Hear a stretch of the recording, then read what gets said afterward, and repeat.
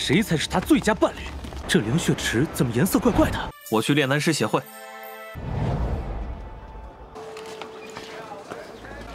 请。北天，来，我可就……您这是承认了？带我去重新考核吧。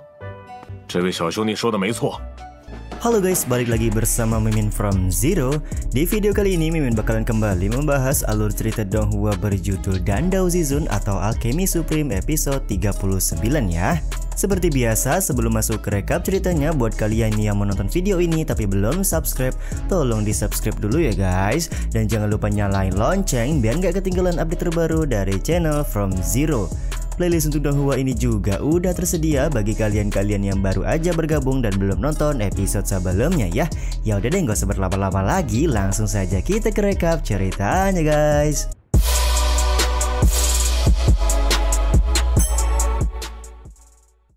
Episode 39 diawali dengan Wu Cheng yang tidak terima karena Su Beitian sudah mempermainkan dirinya di hadapan Xia Fuxin. Dia pun berniat membalaskan dendam ketika sudah selesai berlatih di dalam kolam darah spiritual. Akan tetapi hal aneh pun terjadi, di mana warna dari kolam darah spiritual berubah menjadi kecoklatan. Ketika Wu Cheng hendak berlatih juga, dia sama sekali tidak menemukan energi spiritual yang mengalir di dalam kolam tersebut.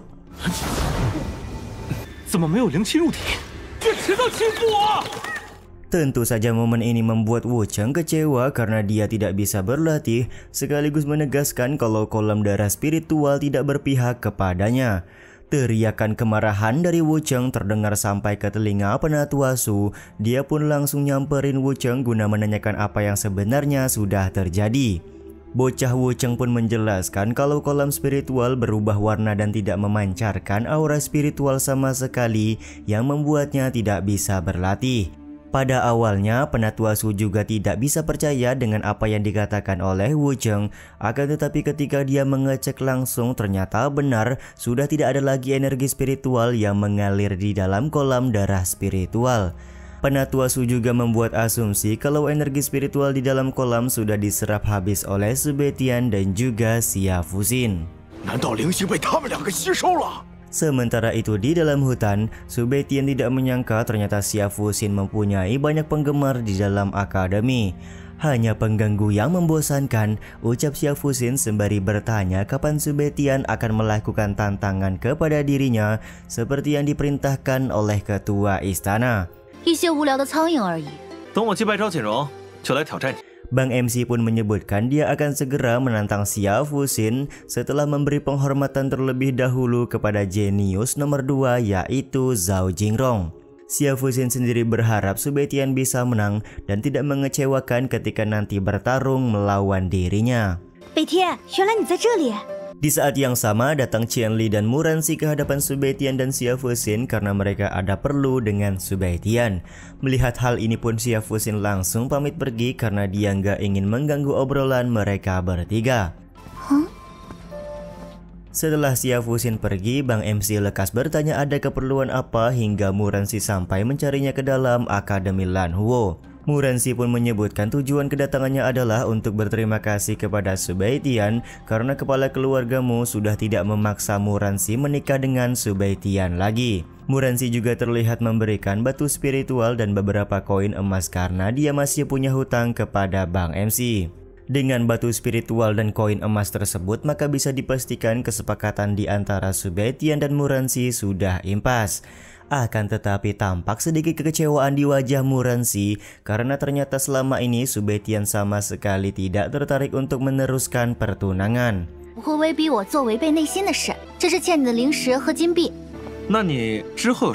Di saat yang sama, Bang MC juga bertanya apa rencana yang akan dilakukan oleh Muranxi ke depannya.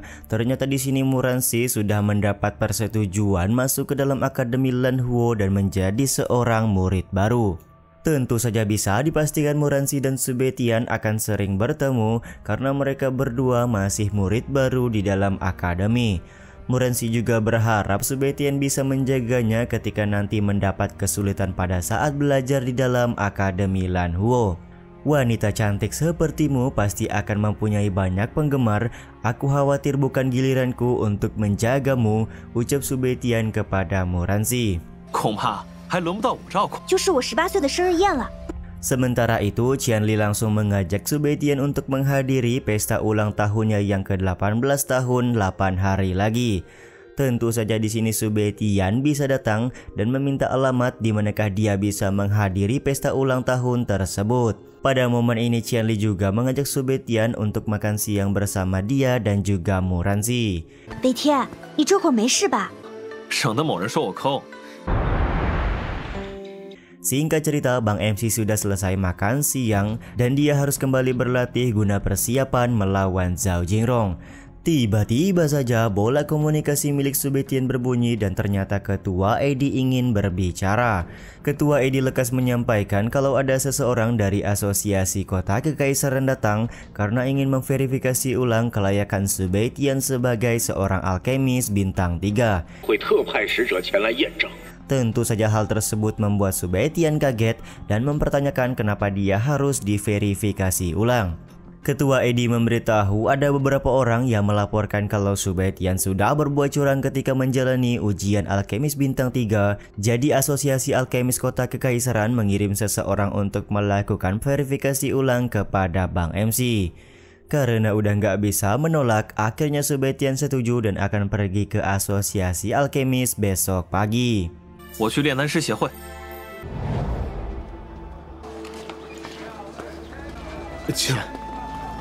北天，来。 Singkat cerita, keesokan harinya Su Beitian mendatangi Asosiasi Alkemis. Tentu saja dia langsung diperkenalkan oleh Ketua Edi dengan seseorang dari kota kekaisaran bernama Luo Feng. Waduh, nggak asing ya guys nama Luo Feng ini. Diketahui Luo Feng adalah salah satu alkemis bintang 4 termuda yang mempunyai posisi di Asosiasi Alkemis Kota Kekaisaran. Tanpa banyak basa-basi lagi, Luo Feng langsung menjelaskan kalau tujuannya datang ke tempat ini adalah untuk memverifikasi ulang Su Beitian menurut laporan beberapa orang. Tentu saja di sini Su Beitian langsung membuat sanggahan di mana menurutnya sudah ada waktu yang mengatur ketika dia berhasil menyelesaikan ujian alkemis bintang 3. Jadi kenapa sekarang harus diverifikasi ulang lagi? 难道还能作假吗？要判定其一时是否出错。 Luo Feng pun menjelaskan kalau ini adalah sebuah tindakan rutin jika ada seseorang yang melaporkan kecurangan kepada Asosiasi Alkemis Kota Kekaisaran. Karena penjelasan yang diberikan oleh Luo Feng, pada akhirnya Su Beitian bersedia mengikuti arahan untuk verifikasi ulang. 好吧， 你跟我 等等。 Akan tetapi di sini Bang MC sejenak berhenti dan terfokus pada jari-jari tangan dari Luo Feng yang kelihatan menghitam. Su Beitian menyadari kalau tangan dari seorang alkemis menghitam, maka alkemis tersebut tidak bisa menyempurnakan pil kaisar bintang 4. Bahkan di sini Su Beitian menyebutkan kalau meridian di tangan Luo Feng sudah layu karena terbakar oleh api yang dia kendalikan pada saat menyempurnakan sebuah pil kaisar. Tentu saja Luo Feng membantah semua yang dikatakan oleh Bang MC dan malah menuduh kalau Su Beitian sudah bersikap tidak sopan kepadanya. 一派胡言！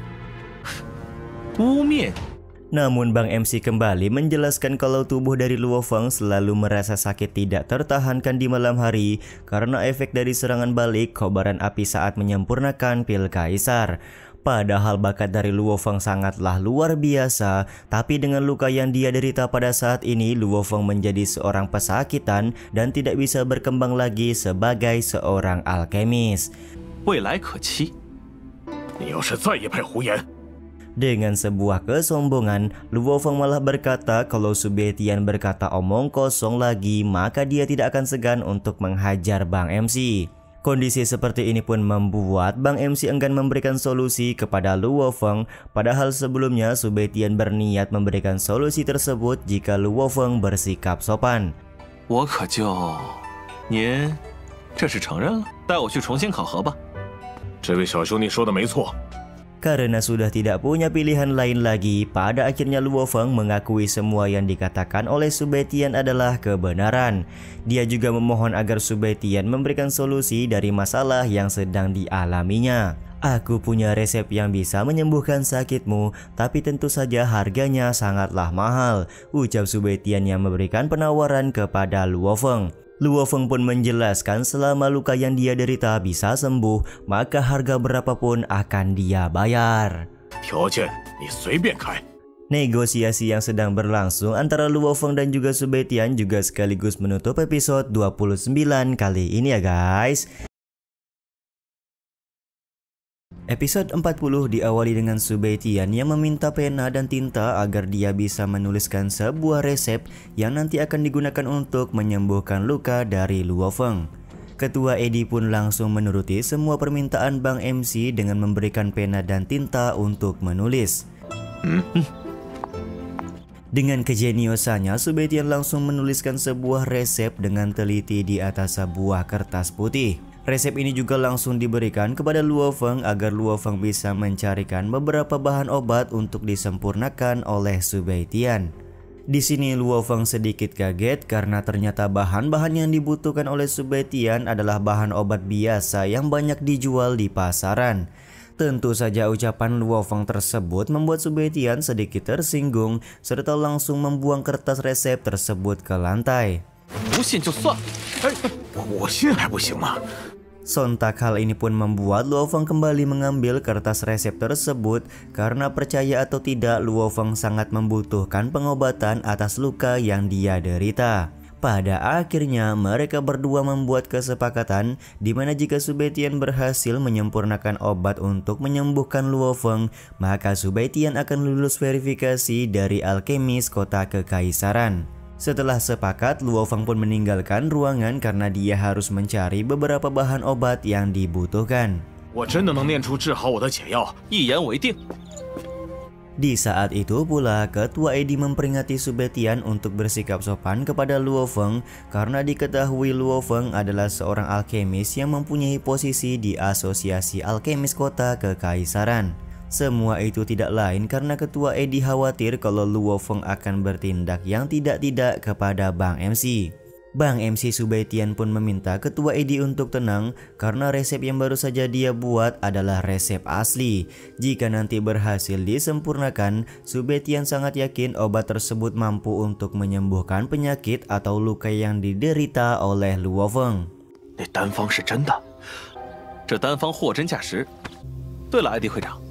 Bersamaan dengan itu pula, Su Beitian bertanya perihal api surgawi langit kepada Ketua Eddie karena ia diketahui Bang MC membutuhkan api tersebut setelah api spiritual biru sudah berada di tubuh Xia Fuxin. Menurut informasi yang didapat oleh Ketua Eddie, api surgawi langit sudah lama sekali tidak didengar keberadaannya. Namun ada satu hal yang menarik, di mana menurut Ketua Eddie ada sebuah tempat lelang bernama Lingbo akan melelang sebuah harta yang berhubungan langsung dengan api surgawi langit. Mendengar penjelasan Ketua Eddie tentu saja membuat Bang MC merasa tertarik. Dia pun meminta bantuan kepada Ketua Eddie untuk bisa masuk ke dalam tempat pelelangan Lingbo.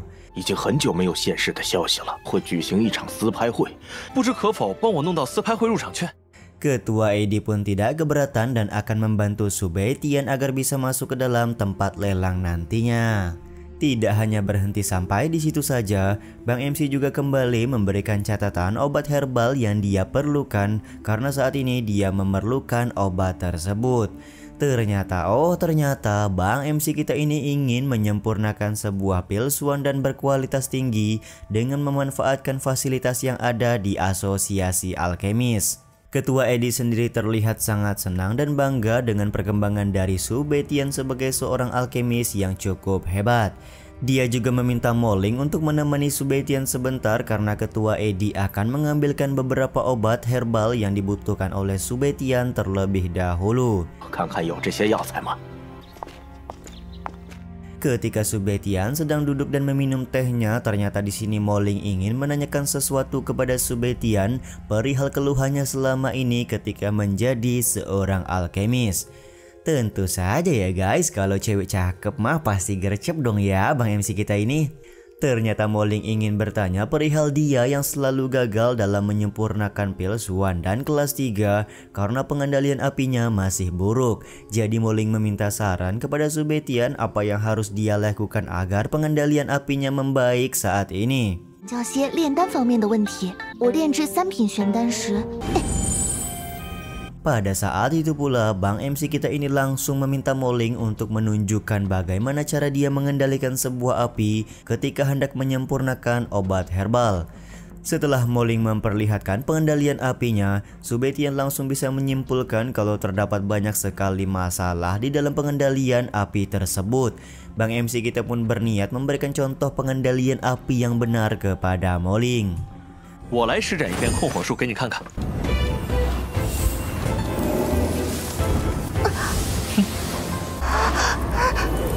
火焰精妙了好几倍。 Benar saja, di sini Moling cukup terpukau dengan kemampuan pengendalian api yang luar biasa dari Subetian. Bisa dibilang pengendalian ini sangat jauh berbeda dengan pengendalian api yang dilakukan oleh Moling. Tanpa ragu, Moling juga langsung bertanya apakah Subetian bisa menjadi guru baginya. Sayang sekali Subetian tidak tertarik untuk merekrut seorang murid. Namun jika Moling menemui masalah pada saat menjadi seorang alkemis, Subetian tidak akan segan untuk memberikan sebuah bantuan. 日后你炼丹时遇到问题， 谢谢北天哥哥，你最好了。 Beberapa saat kemudian, Ketua Edi sudah kembali dengan membawakan bahan obat herbal yang diperlukan. Karena Subetian adalah anggota dari asosiasi alkemis, maka Ketua Edi akan memberikan diskon 20%. 400万金币。 Betapa kagetnya Subetian ketika mengetahui harga obat herbal tersebut seharga 4 juta koin emas. Bang MC kaget karena sekarang dia sama sekali tidak punya uang sebanyak itu.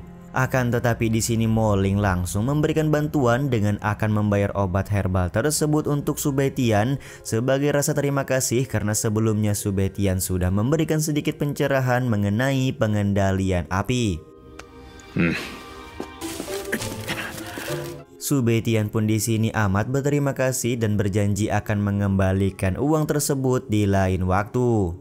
Tak lama kemudian, Luo Feng juga sudah kembali dengan membawa semua bahan obat herbal yang dibutuhkan oleh Bang MC. Semua bahan obat ini bisa didapatkan dengan mudah oleh Luo Feng di sekitaran asosiasi alkemis karena memang bukanlah obat herbal yang langka atau sulit didapatkan. Sebelum mulai menyempurnakan obat herbal menjadi pil, Subetian kembali ingin meminta bantuan kepada Luo Feng. Bang MC mau kalau Luo Feng membantunya dalam mendapatkan harta di pelelangan Lingbo yang akan dilaksanakan sebentar lagi. Luo Feng sendiri tidak keberatan jika Subetian ingin meminta bantuan lagi, asalkan Bang MC berhasil menyempurnakan pil untuk mengobati penyakitnya. 随时可以。我炼丹时，任何人不得打扰。 Ketika ingin memulai menyempurnakan obat, Subetian meminta semua orang untuk tidak mengganggunya sedikit pun.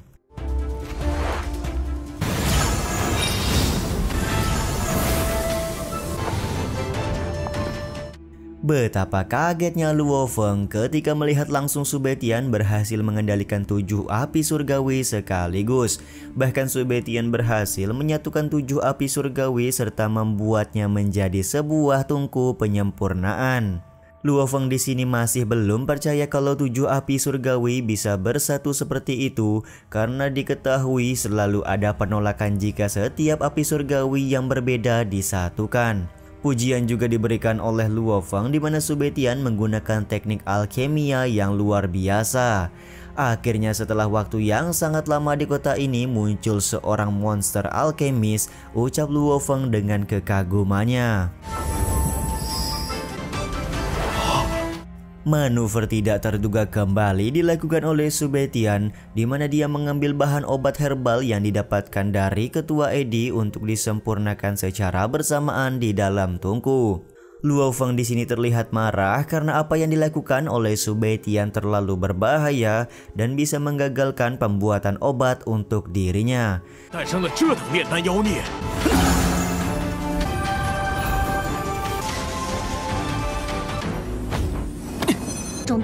这也太胡来了！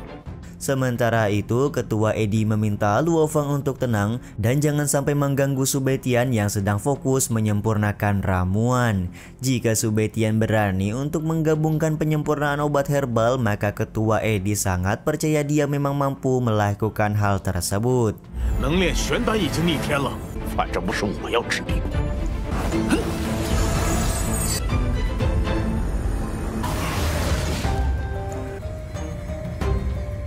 Dan benar saja, secara di luar nurul, Subetian berhasil menyempurnakan 2 pil Suan dan kelas tinggi sekaligus di hadapan Luo Feng. Raut ketidakpercayaan jelas terlihat di wajah Luo Feng karena pada usia yang begitu muda, Subetian ini sudah mampu menyempurnakan 2 pil berkualitas tinggi sekaligus. Ketidakpercayaan dari Luo Feng ini juga sekaligus menutup episode 40 kali ini ya guys. Episode 41 diawali dengan Subetian yang memberikan pil Giok Kristal Es yang dia sempurnakan kepada Luo Feng. Tentu saja pil ini diperuntukkan untuk mengobati luka dalam yang diderita oleh Luo Feng karena terbakar oleh api alkemis. Tanpa banyak cincong, Luo Feng pun langsung memakan pil tersebut untuk merasakan efek penyembuhan yang diharapkan.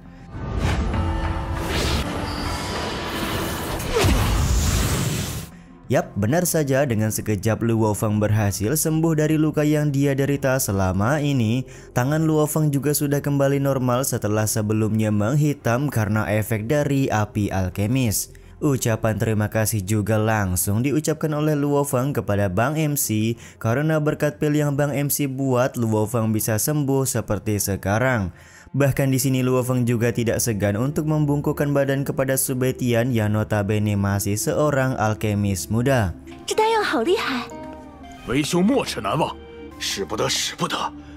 Ketua Edi pun langsung meminta Luo Feng untuk menegakkan kepalanya karena menurut Ketua Edi, Subetian masih seorang junior sementara Luo Feng adalah seorang alkemis senior.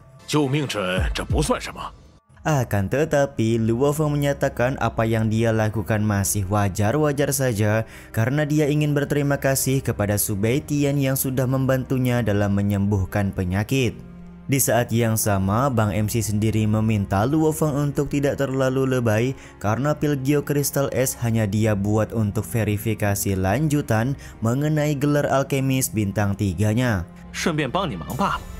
Selain itu, Bang MC juga memperingati Luo Feng kalau pil Giok Kristal Es hanya mampu memperbaiki luka akibat dari pengendalian api alkemis saja, tapi tidak menyembuhkan penyakit utama, yaitu cara Luo Feng dalam mengendalikan api tersebut. Cepat atau lambat, serangan balik dari pengendalian api yang dilakukan oleh Luo Feng akan terjadi lagi dengan efek yang lebih parah.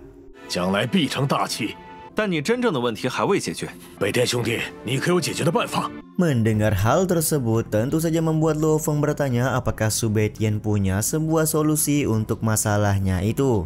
Dengan kejeniusannya, Subetian bisa menyempurnakan sebuah pil untuk memecahkan masalah dari Luo Feng.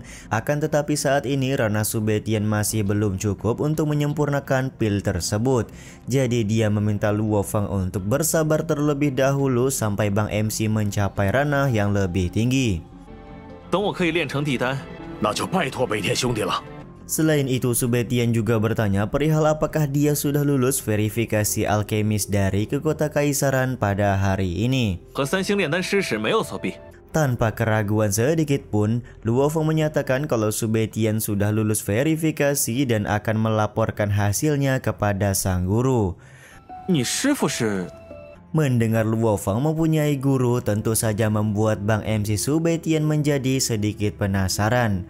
Luo Feng pun kemudian menjelaskan kalau dia mempunyai seorang guru bernama Jin Yan. Diketahui Tuan Jin Yan adalah salah satu dari 10 alkemis teratas yang ada di Kekaisaran Bintang Jatuh.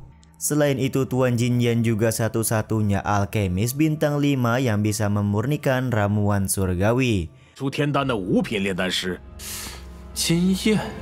Mendengar nama Jin Yan sontak membuat Subetian merasa sangat familiar. Di dalam ingatan dari leluhurnya, Jin Yan adalah seorang alkemis pengembara yang diterima oleh leluhur Subetian dan menjadi salah satu murid leluhur. Sekali lagi di sini Subetian hanya menebak dan belum pasti apakah benar Tuan Jin Yan adalah murid yang berada di dalam ingatan dari leluhurnya.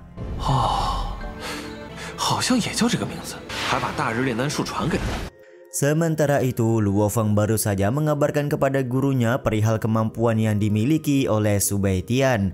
Oleh karena itu, kota kekaisaran secara khusus akan memberikan fasilitas alkemis kepada Subei Tian jika nanti Subei Tian sudah dewasa.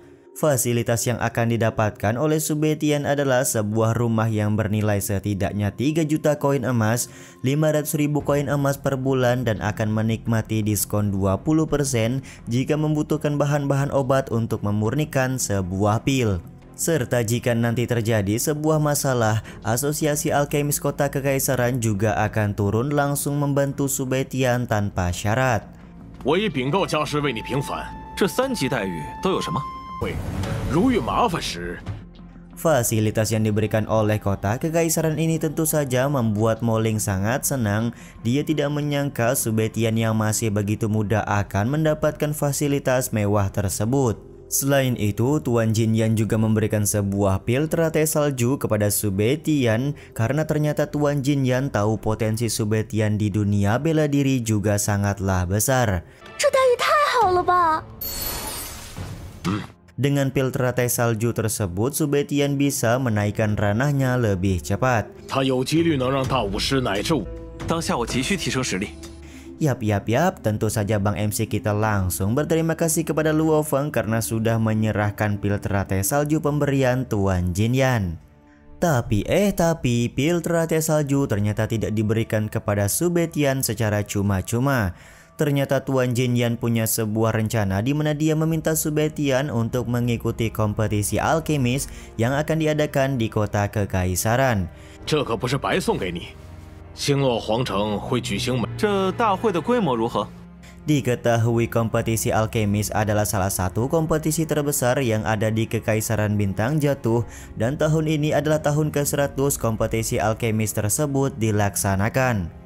Tentu saja hadiah yang diberikan akan jauh lebih menarik ketimbang tahun-tahun sebelumnya, dan tentu saja akan menarik perhatian alkemis dari berbagai wilayah untuk berpartisipasi. Untuk membatasi peserta, di setiap wilayah akan diadakan uji coba atau seleksi terlebih dahulu, dan hanya 3 orang teratas yang boleh mengikuti kompetisi alkemis di kota kekaisaran. 而且今年是第100届，众多的炼丹师参加，资格进入大会角逐，绝无人是你的对手。 Luo Feng yang secara langsung sudah melihat kemampuan Subei Tian pada hari ini sangat yakin tidak ada seorang pun di kota Lanhuo yang mampu menandingi kemampuan alkemis dari Bang MC. Sementara itu, Ketua Edi sendiri akan mendukung penuh Subei Tian jika dia ingin berpartisipasi. Ketua Edi juga akan meminjamkan tempat kepada Subei Tian untuk berlatih sebelum menjalani kompetisi alkemis di kota kekaisaran. Ketua Edi juga yakin Subei Tian akan bersinar tahun ini serta membuat Asosiasi Alkemis Kota Lanhuo mencapai puncak kejayaan. 年轻人就应该有这样的魄力，跟着增光天才。 Karena sedari tadi sudah banyak ngebacot ini itu, Mo Ling lekas mengajak semua orang untuk makan terlebih dahulu barulah melanjutkan obrolan lagi. 不如我们边吃边聊，耶耶！ Singkat cerita, ketika sudah pulang, Subei Tian langsung memakan pil teratai salju yang diberikan oleh Luo Feng sebelumnya. Yap, khasiat dari pil teratai salju langsung dirasakan oleh Subei Tian yang berhasil menerobos ke ranah yang lebih tinggi. 能助我突破到3星大武师境吗？蕴含极其庞大的药力。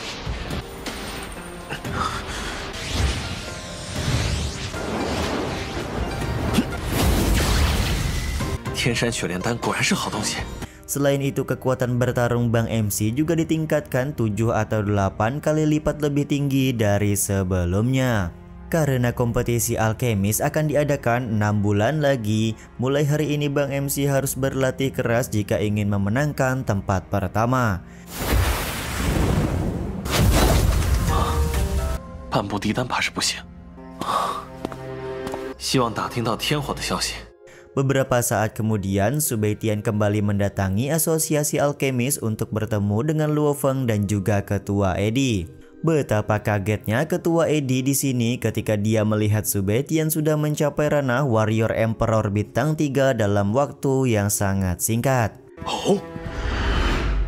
Subetian sendiri hanya tersenyum sembari menyebutkan kalau pil teratai hijau yang diberi oleh Luo Feng sangatlah bermanfaat hingga membuatnya berhasil menerobos ke ranah yang lebih tinggi. Karena merasa penasaran, Luo Feng lekas bertanya berapakah umur dari Subetian pada saat ini. Ketika mengetahui Subetian baru berumur 16 tahun dan sudah mencapai ranah warrior Emperor bintang 3, tentu saja pencapaian ini membuat Luo Feng penasaran tentang siapakah guru dari Subetian sebenarnya. Bang MC kita ini pun kemudian menjelaskan kalau gurunya tidak suka diketahui oleh orang lain, jadi dia meminta maaf tidak bisa memberitahukannya kepada Luo Feng.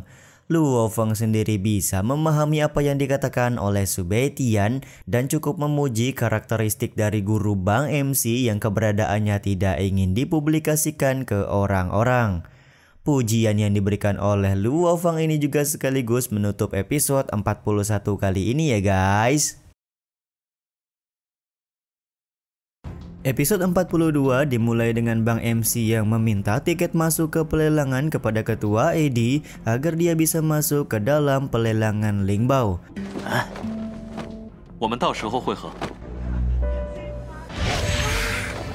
Karena tidak mau identitasnya terbongkar, Subetian menggunakan sebuah jubah agar tidak dikenali oleh siapapun. Sementara itu, Ling Er yang ikut bersama dengan Bang MC saat ini sudah berubah menjadi seorang gadis kecil yang cantik. Bang MC Subetian juga meminta Ling Er untuk tidak membuat masalah ketika berubah menjadi wujud manusianya. Ketika sampai di depan halaman pavilion Lingbao, ada dua orang penjaga yang menghadang Subetian. Mereka berdua menjelaskan kalau pavilion Lingbao akan dipakai untuk tempat lelang, jadi tamu tidak diundang dilarang untuk masuk sembarangan. Bang MC kita pun kemudian menunjukkan tiket yang diberikan oleh ketua Eddie kepadanya agar dia dan Ling Er bisa masuk ke pavilion Lingbao. Meskipun Subetian sudah menunjukkan tiket, dua orang penjaga tetap menolak karena pada saat ini pelelangan belum dimulai dan mereka meminta Subetian untuk datang sebentar lagi. Mendapati hal ini pun Subetian langsung berbicara kalau dia ingin berbisnis dengan pemilik pavilion Lingbao, jadi harus datang lebih awal ketimbang para tamu yang lain. Mendengar kata bisnis tentu saja membuat kedua orang penjaga tersebut langsung nurut dan akan mengantarkan Subetian bertemu dengan seorang penatua penjaga pavilion bernama Penatua Yu.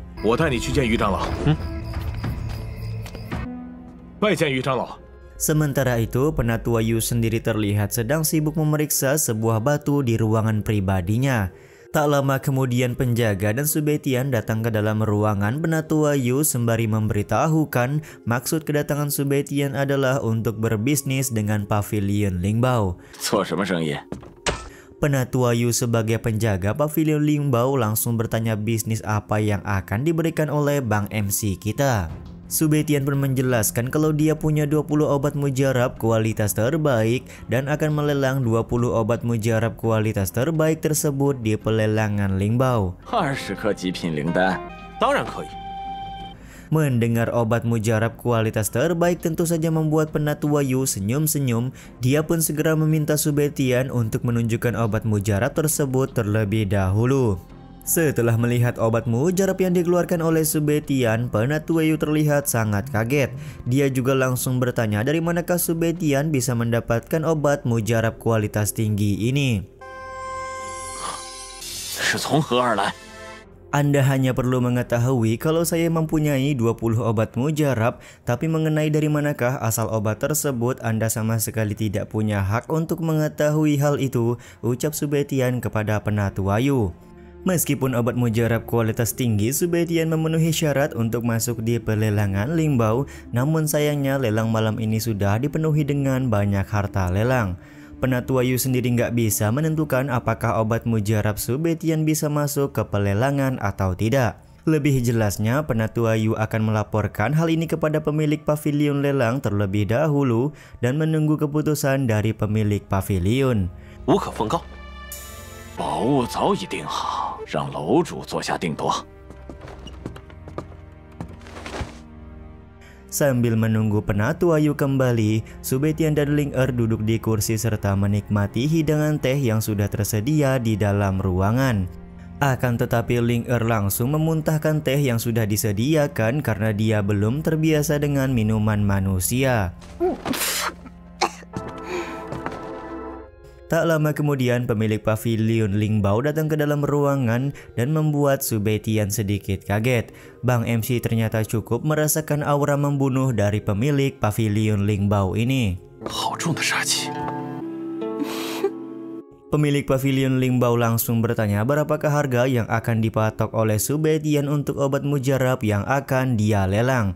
Bang MC pun berkata kalau dia hanya mematok harga sesuai pasaran saja, jadi bisa ditentukan sendiri oleh pavilion Ling Bao. Pemilik pavilion sendiri setuju dengan 20 obat mujarab akan dilelang malam ini, akan tetapi 10% dari hasil penjualan tentu saja akan menjadi hak milik dari pavilion Ling Bao sebagai komisi. 想卖多少金币呀？这20颗极品灵丹。这是其余的灵丹。 Tanpa panjang lebar, Su Beitian pun setuju dengan tawaran yang diberikan pemilik pavilion. Dia juga langsung memberikan sisa obat mujarab kualitas tinggi yang akan dilelang malam ini. 作为佣金，合作愉快。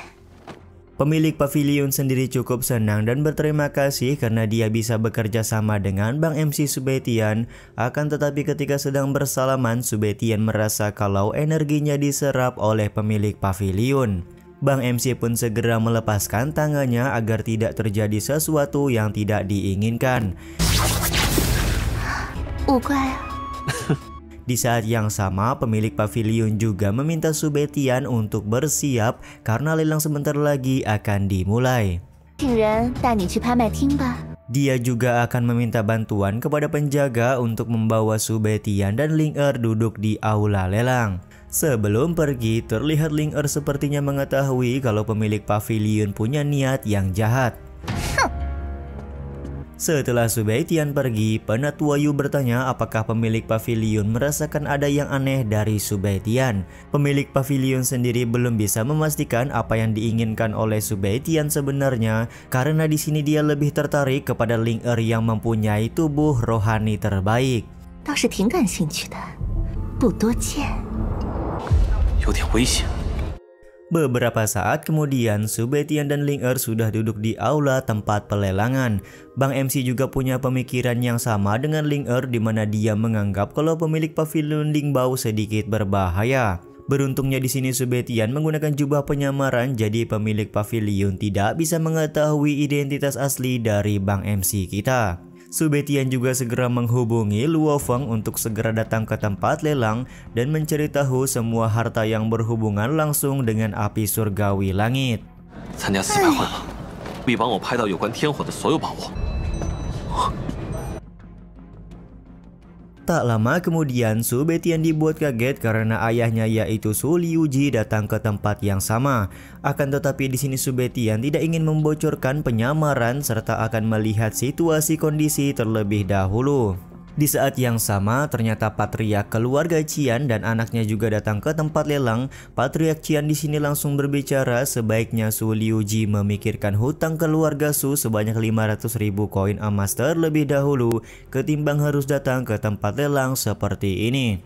Jangan khawatir, keluarga Su tidak akan gagal membayar hutangnya. Setelah batas waktu habis, aku akan segera melunasi hutang tersebut, ucap Su Liuji di hadapan Patriark Qian. 该不会想要赖账不还了吧？我苏家不会赖账，我来给你指条明路，可以拿你女儿抵债啊！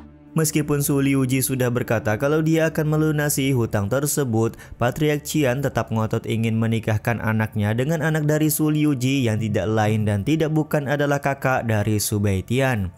Sebagai gantinya, tentu saja semua hutang keluarga Su akan lunas jika pernikahan mereka terlaksana. Su Beitian yang sedari tadi mendengar pembicaraan sudah tidak tahan lagi dengan semua omong kosong yang dikatakan oleh Patriark Qian. Bang MC kita ini kemudian memberi sedikit pelajaran kepada Patriark Qian yang sedari tadi udah banyak bacot.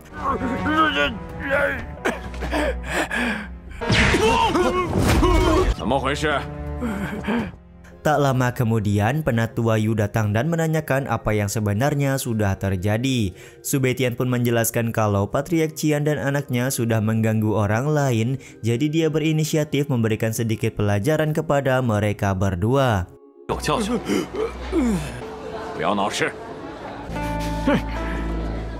Penatua Yu sendiri bisa memaklumi hal tersebut, akan tetapi karena pelelangan akan segera dimulai, dia meminta semua orang untuk tidak membuat kekacauan. Sementara itu, Su Liuji cukup heran kenapa ada orang berjubah hitam yang menolongnya tanpa alasan. Dia pun kemudian bertanya-tanya siapakah orang ini sebenarnya. Bertanya-tanyanya Su Liuji ini juga sekaligus menutup episode kali ini ya guys.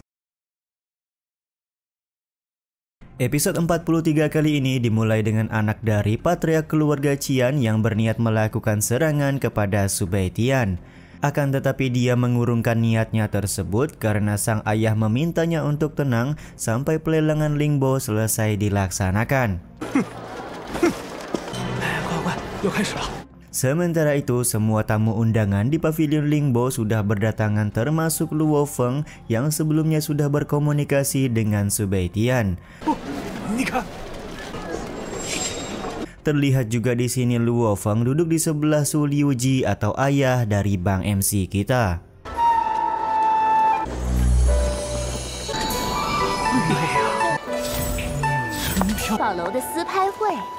Beberapa saat kemudian, wanita pemilik pavilion Lingbo yang bernama Mei Lujo masuk ke dalam pavilion untuk membuka acara lelang malam ini. Kecantikan yang dimiliki oleh Mei Lujo tentu saja membuat semua orang merasa terpana. Mei Lujo juga memberi informasi kalau lelang malam ini akan menjual setidaknya 31 jenis harta yang tentu saja akan menjamin kepuasan dari para tamu undangan.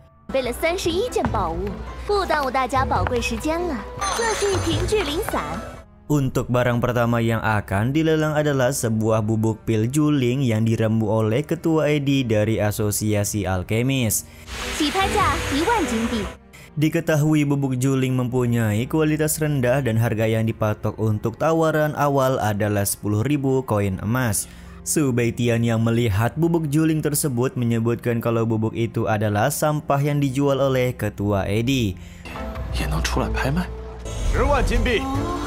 Tapi Bang MC kita ini kaget ketika ayahnya malah memberikan tawaran bubuk juling tersebut seharga 30.000 koin emas. Dari arah lain, patriark keluarga Qian juga tidak mau kalah dengan Su Liuji, di mana dia langsung menawar bubuk juling dengan tawaran 120.000 koin emas. Tentu saja Su Liuji tidak terima dan langsung menaikkan tawaran menjadi 150.000 koin emas. Melihat Su Liuji menawar bubuk juling cukup tinggi membuat patriark Qian langsung marah-marah. Kemarahan ini disebabkan karena Su Liuji mampu membeli barang seharga 150.000 koin emas. Namun sampai saat ini keluarga Su belum melunasi hutang kepada keluarga Qian sebanyak 500.000 koin emas. Su Liuji sendiri tampak tidak memperdulikan perkataan dari patriark Qian. Di saat yang sama, Mei Lujo langsung menginformasikan kalau Su Liuji menjadi pemenang lelang bubuk juling karena tidak ada satu orang pun yang berani menawar di atas harga 150.000 koin emas.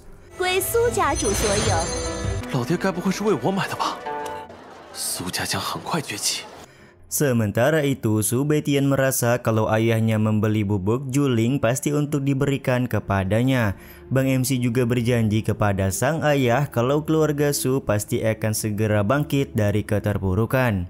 Untuk selanjutnya, satu persatu harta mulai dilelang oleh pavilion Lingbo. Kondisi kemeriahan lelang membuat Su Baitian kagum dan memuji pavilion Lingbo yang sangat pintar dalam menjual semua harta lelang.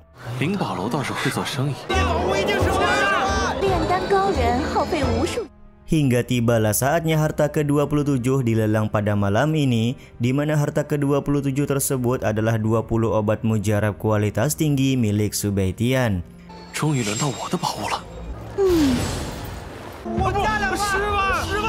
Semua orang tampak antusias untuk membeli obat mujarab tersebut karena kualitas yang ditawarkan sangatlah bagus. Mei Lujo kemudian memberitahukan kepada semua orang bahwa obat mujarab tersebut bisa didapatkan dengan harga mulai dari 500.000 koin emas. 50万金币。 500万金币800万金币。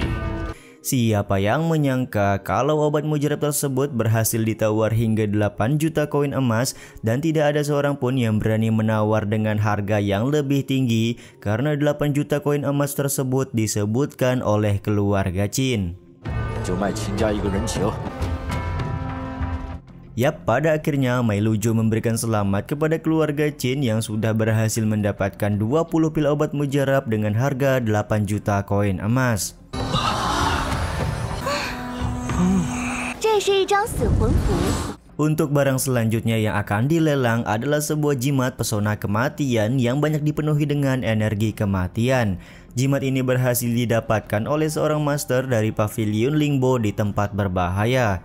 Diketahui jimat pesona kematian ini bisa melukai seorang master yang sudah berada di ranah Wuzong. 在一处险地中发现，可重伤一名武宗。 好厉害的女人。 Tentu saja jimat ini banyak sekali mendapat perhatian dari peserta lelang termasuk Bang MC kita Subaitian. Bahkan di sini Subaitian langsung menawar dengan harga 5 juta koin emas meskipun harga awal yang ditetapkan adalah 1 juta koin emas. 500万金币。 600万金币。墨家一心要取代苏。 Di saat yang sama, seseorang yang berasal dari keluargamu menawar dengan harga 6 juta koin emas untuk melewati tawaran yang diberikan oleh Subaitian. Momen ini pun membuat semua orang sadar kalau ambisi keluargamu sangatlah kuat untuk menggeser keluarga Su di kota Rauhe. Dengan membeli jimat pesona kematian, maka keluargamu akan punya kartu truf jika ingin menyingkirkan keluarga Su nantinya. 野心昭然若揭呢。 700万金币。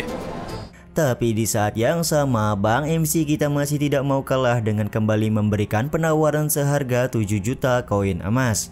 Karena sudah tidak ada orang lagi yang menawar di atas harga 7 juta koin emas, maka Mei Lujo mengumumkan Subaitian resmi menjadi pemenang yang bisa membawa pulang jimat pesona kematian. 报价700万金币。好。 Setelah mendapatkan jimat kematian, Bang MC berucap dan meminta Mei Lujo untuk memotong hasil penjualan 20 pil obat mujarab miliknya untuk dibayarkan ke jimat kematian yang baru saja dia dapatkan. Mei Lujo pun terlihat tidak protes dan setuju dengan permintaan dari Bang MC kita. 当然可以。 Pembicaraan Bang MC dan Mei Lujo ini ternyata didengar oleh tamu undangan lain di dalam pavilion Lingbo. Dia tidak menyangka kalau 20 pil obat mujarab kualitas tinggi sebenarnya dimiliki oleh pria berjubah yang ikut di dalam pelelangan. 那刚刚那20颗极品灵丹， 剩下最后3件宝物。 Di saat yang sama, Mei Lujo kembali menginformasikan kalau saat ini hanya tersisa 3 barang utama yang akan dilelang. 3 harta tersebut merupakan 3 harta yang paling berharga dari pavilion Lingbo mereka. Harta pertama adalah sebuah pedang batu merah yang ditempa langsung oleh seorang master bernama Chihuo dari aliansi pavilion Lingbo. Bisa dibilang pedang batu merah adalah senjata misterius berkualitas tinggi yang sudah disempurnakan selama bertahun-tahun. Tidak hanya bisa memotong sebuah besi saja, pedang batu merah juga bisa meningkatkan serangan dari orang yang menggunakannya. 火大师早年炼制的，还能增强火系五脉者的。 竟然是赤火大师炼制的宝物。 Pujian juga langsung diberikan oleh anak dari Patriark Qian karena dia bisa melihat langsung sebuah karya yang ditempa oleh Master Chihuo. Dia dan ayahnya benar-benar tidak menyesal sudah datang ke pelelangan malam ini. Siapa yang menyangka kalau Luo Feng langsung menawar pedang batu merah tersebut dengan harga 10 juta koin emas. Tawaran yang diberikan oleh Luo Feng ini juga membuat semua orang kaget karena asal-usul dari Luo Feng masih belum diketahui. 1500万金币。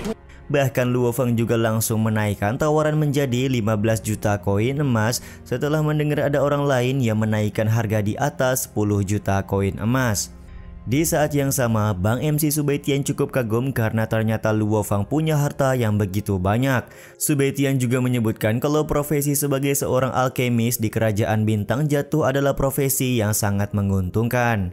若风丹师这个财力， Sementara itu, di luar dugaan, Patriark Qian juga menawar pedang batu merah dengan harga 16 juta koin emas. Tawaran yang diberikan oleh Patriark Qian ini juga sekaligus menutup episode 43 kali ini ya guys. Episode 44 masih dimulai dengan pelelangan yang sedang diadakan oleh Pavilion Lingbao. Pada saat ini, Luo Feng memberikan tawaran 20 juta koin emas untuk pedang batu merah yang sedang dilelang oleh Mei Lujo. Sontak tawaran 20 juta koin emas membuat semua orang kaget termasuk Su Liuji. Su Liuji menganggap kalau tawaran 20 juta koin emas sangatlah fantastis, bahkan untuk 3 keluarga besar di kota Rauhe mereka juga tidak akan sanggup memberikan tawaran sebesar itu. Sementara itu, Mei Lujo sebagai pemilik Pavilion Lingbao hanya tersenyum tipis-tipis karena dia berhasil menjual pedang batu merah dengan harga yang begitu tinggi.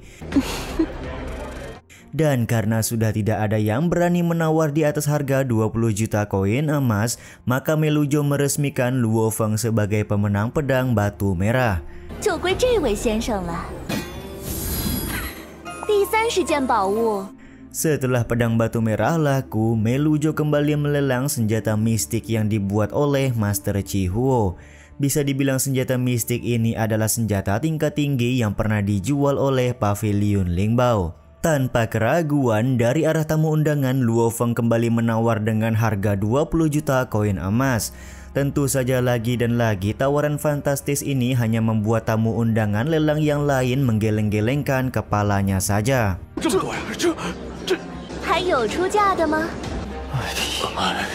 Yap, pada akhirnya Luo Feng kembali berhasil mendapatkan senjata mistik kualitas tinggi yang dilelang oleh Pavilion Lingbao.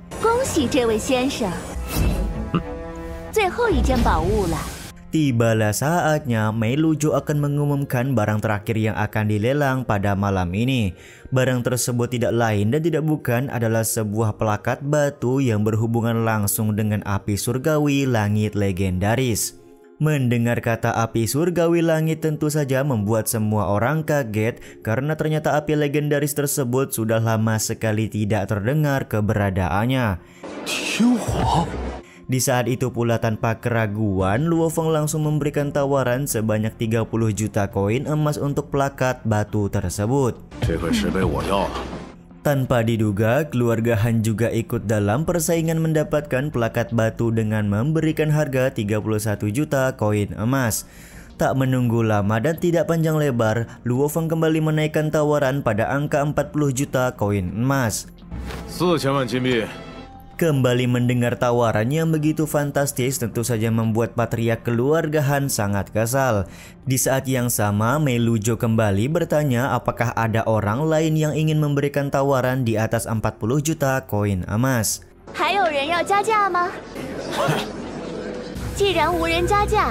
Setelah menunggu beberapa saat dan tidak ada seorang pun yang berani memberikan tawaran, akhirnya Mei Lujo meresmikan Luo Feng sebagai pemenang dari plakat batu di tangannya.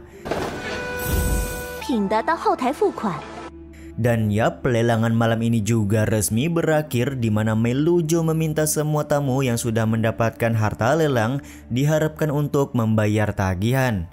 Sementara itu, keluarga Han sepertinya berniat melakukan sesuatu kepada Luo Feng karena dalam beberapa kesempatan Luo Feng selalu memberikan tawaran yang di luar nurul.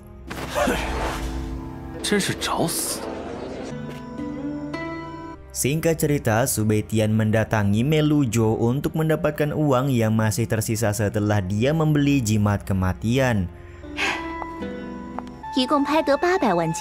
Setidaknya Su Beitian bisa mendapatkan 200.000 koin emas dari hasil penjualan pil mujarab kualitas tinggi sesudah dipotong pembelian jimat kematian. Karena sedari awal Mei Lujo cukup tertarik kepada Bang MC, maka dia mencoba untuk merayu Su Beitian agar menginap dulu di Pavilion Lingbao. Tapi ya begitulah, Su Beitian sama sekali nggak tertarik dan akan pulang malam ini juga. Setelah Bang MC pergi, Penatua Yu kemudian muncul untuk menanyakan apa langkah yang akan diambil oleh Mei Lujo selanjutnya perihal Su Beitian. Mei Lujo yang tertarik dengan tubuh spiritual tentu saja tidak akan membiarkan Su Baitian lolos begitu saja. Dengan cara apapun, wanita ini akan mendapatkan tubuh spiritual tersebut. Sementara itu di tempat lain, Luo Feng yang hendak kembali ke asosiasi alkemis dihadang oleh Patriark Qian dan juga Patriark Han. Tentu saja mereka berdua datang menghadang karena menginginkan harta yang dibeli oleh Luo Feng di pavilion Lingbao sebelumnya. Patriark Qian juga meminta Luo Feng untuk patuh segera menyerahkan 3 harta yang didapatkan di pavilion Lingbao. Jika tidak patuh, Patriark Qian memastikan Luo Feng tidak akan bisa melihat matahari besok pagi. Akan tetapi betapa kagetnya mereka berdua ketika Luo Feng mengeluarkan lencana alkemis bintang 4 yang dia miliki. Diketahui seorang alkemis bintang 4 sangat dihormati dan sudah cukup untuk menghancurkan keluarga Han dan keluarga Qian mereka.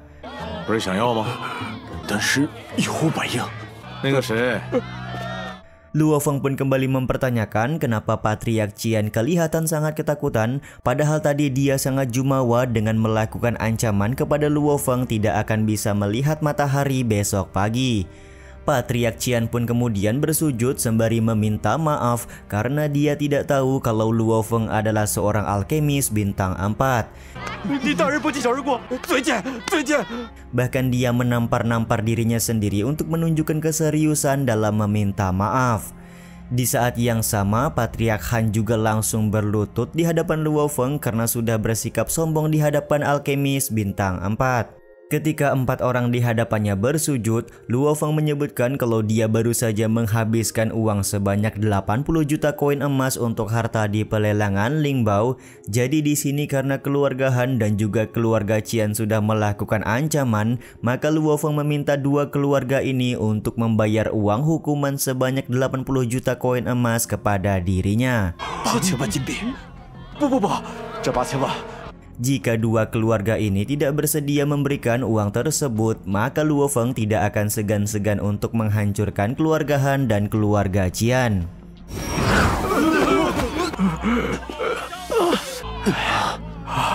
Mendengar ancaman ini tentu saja membuat Patriark Han dan juga Patriark Qian akan membayar uang sebanyak 80 juta koin emas kepada Luo Feng.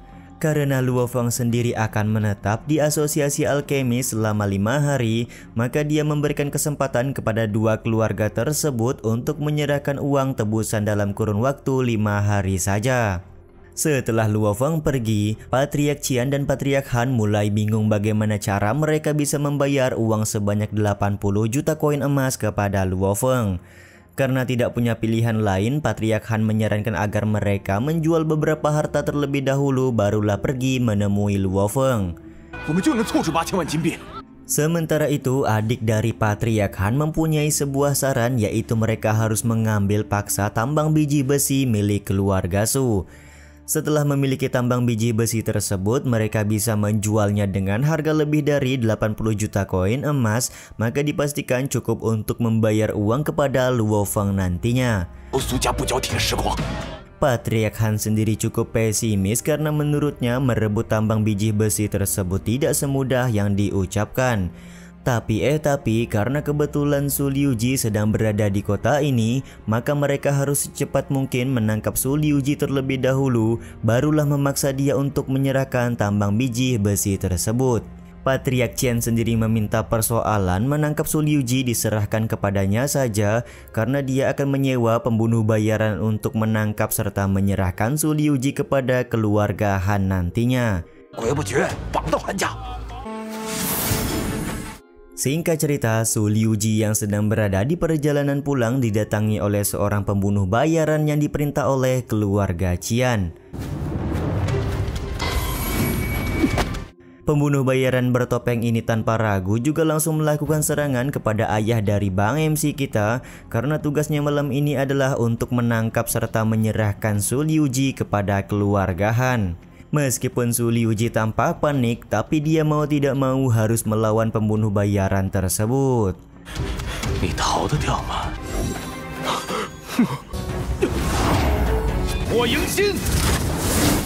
Baru aja mulai baku hantam, episode 44 ini berakhir ya guys. Episode 45 masih dimulai dengan penyerangan yang dilakukan oleh pembunuh bayaran kepada Su Liuji atau ayah dari Su Beitian. Pembunuh bayaran ini mendapat perintah dari patriark keluarga Qian untuk menangkap Su Liuji dan menyerahkannya kepada keluarga Han. Dengan beberapa kemampuan yang dia miliki, Su Liuji berusaha menahan serangan dari pembunuh bayaran, tapi ya begitulah karena Su Liuji tidak begitu kuat, dia tampak kewalahan dengan beberapa serangan kuat yang dilancarkan pembunuh bayaran.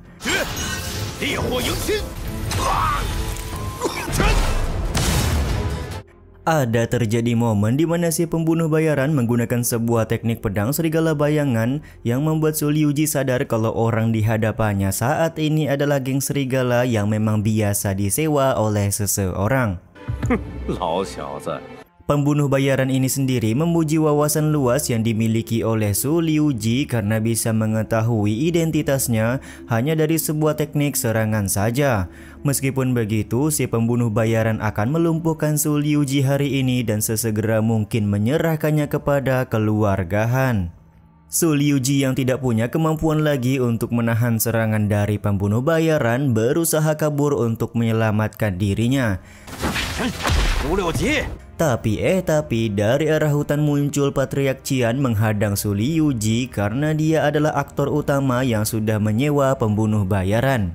Patriark Qian langsung meminta Su Liuji untuk menyerah saja karena toh dia tidak akan bisa mengalahkan pembunuh bayaran yang disewanya pada hari ini. Kemunculan Patriark Qian tentu saja membuat Su Liuji kaget. Dia memperingati agar Patriark Qian tidak berbuat macam-macam karena keluarga Su adalah salah satu keluarga terhormat di kota Rauhe. Selain itu, keluarga kerajaan Xingluo tidak akan tinggal diam jika keluarga Su mendapat penindasan berlebihan dari keluarga Qian. Alih-alih merasa takut, Patriark Qian malah semakin percaya diri bisa menangkap Su Liuji karena menurutnya tidak ada seorang pun di hutan ini yang mengetahui kalau dia sudah berbuat macam-macam kepada patriark keluarga Su. Dengan kata lain, bisa dipastikan keselamatan Patriark Qian akan terjamin dari ancaman kerajaan Xingluo. Patriark Qian juga meminta pembunuh bayaran untuk segera melumpuhkan 5 meridian dari Su Liuji untuk membuatnya berlutut. Setelah itu mereka akan membawa Su Liuji pergi ke kediaman keluarga Han. Dan eng-ing-eng, Bang MC yang kalian tunggu-tunggu akhirnya muncul di tengah hutan dan langsung melakukan aksinya dengan menghukum pembunuh bayaran dari geng serigala. Dengan menggunakan pisau terbangnya, Su Beitian berhasil membuat pembunuh bayaran menghembuskan nafas terakhir di bawah pohon. Tentu saja kedatangan Su Beitian membuat Patriark Qian terkejut. Dia benar-benar tidak menyangka orang yang sebelumnya menyelamatkan Su Liuji di pelelangan Lingbo kembali muncul ke hadapannya.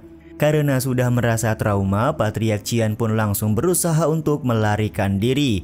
Akan tetapi tentu saja dengan sangat cepat Bang MC kita mencegat Patriark Qian untuk menanyakan beberapa informasi. Dalam kondisinya yang sedang terpojok, Patriark Qian masih sempat mengancam Su Beitian, di mana jika Su Beitian berani macam-macam kepadanya, maka Bang MC tidak akan lolos dari kematian. Tentu saja ancaman tersebut semakin membuat Bang MC marah. Dia kemudian menggunakan pisau terbang untuk balik melakukan ancaman kepada Patriark Qian. Kondisi ini pun langsung membuat sikap dari Patriark Qian berubah 180 derajat. Patriark Qian kemudian menawarkan sebuah harta yang tidak terhingga kepada Su Beitian jika Su Beitian mau melepaskan dia malam ini. Tapi ya begitulah, Su Beitian sama sekali tidak tertarik dengan harta dari keluarga Qian karena pada saat ini dia ingin mengetahui siapa tersangka yang meminta Patriark Qian untuk mencelakai ayahnya. Su Beitian juga meminta Patriark Qian untuk berkata jujur karena jika tidak, maka Bang MC tidak akan segan-segan untuk mematahkan leher dari Patriark Qian malam ini. Tanpa ragu-ragu, Patriark Qian mengakui kalau kepala keluarga Han yang memintanya untuk menangkap Su Liuji hidup-hidup lalu menyerahkannya kepada keluarga Han. Semua itu dilakukan keluarga Han agar bisa mengancam Su Liuji untuk menyerahkan tambang biji besi yang dimiliki oleh keluarga Su demi bisa melunasi hutang keluarga Han. Setelah mendapatkan semua informasi dari Patriark Qian, Su Beitian langsung menurunkan pisau terbangnya dan meminta Patriark Qian untuk segera pergi. Pengampunan dari Bang MC hari ini tentu saja membuat Patriark Qian sangat berterima kasih.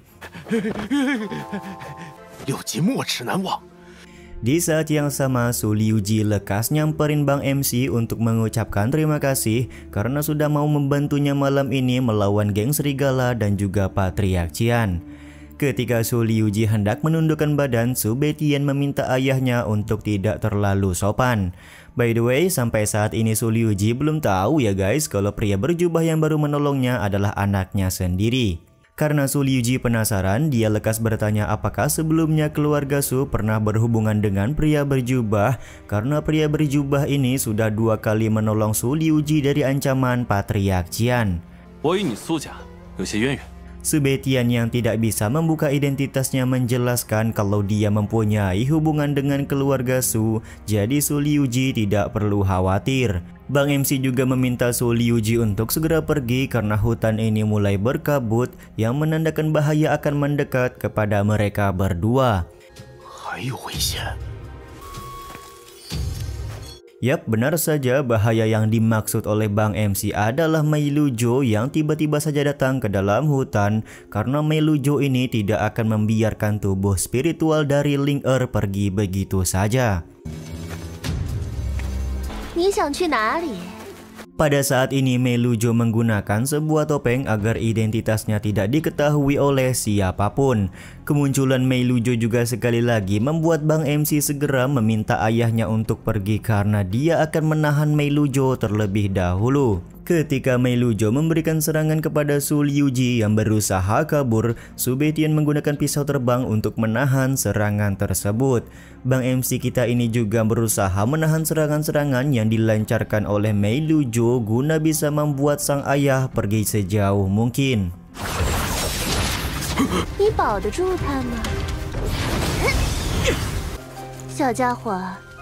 Sementara itu, Mei Lujo benar-benar tidak menyangka kalau serangannya berhasil ditahan oleh seorang bocah seperti Su Beitian.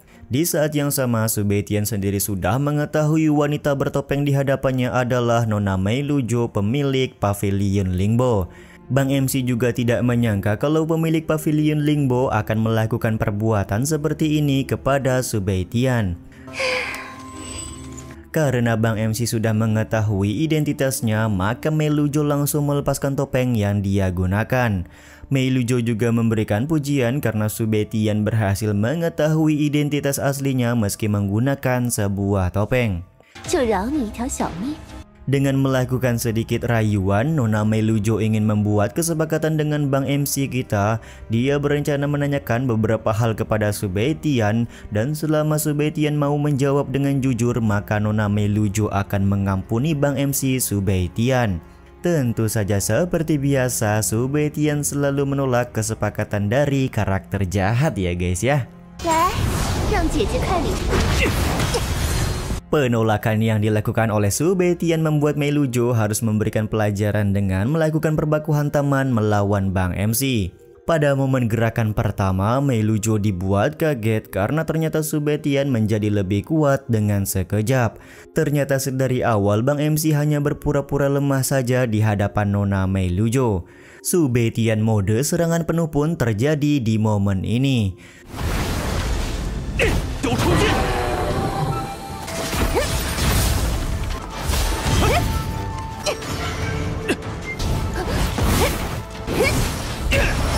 Serangan kuat yang terus dilancarkan oleh Bang MC kembali mendapat pujian dari Mei Lujo. Semakin kuat serangan yang diberikan oleh Su Beitian, maka semakin kuat pula rasa suka Mei Lujo kepada Bang MC. Sayangnya aku tidak tertarik kepada wanita tua, ucap Su Beitian yang langsung membuat Mimin ketawa ya guys ya. Lucu banget sih wanita tua.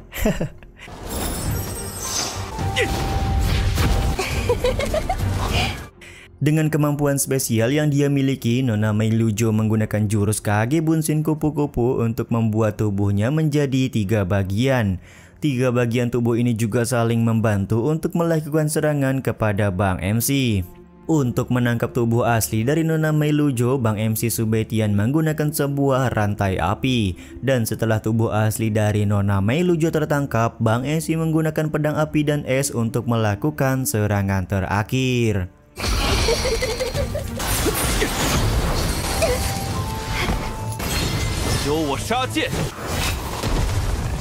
Ya, begitulah serangan terakhir dari Subetian ini juga sekaligus menutup episode 45 kali ini ya guys.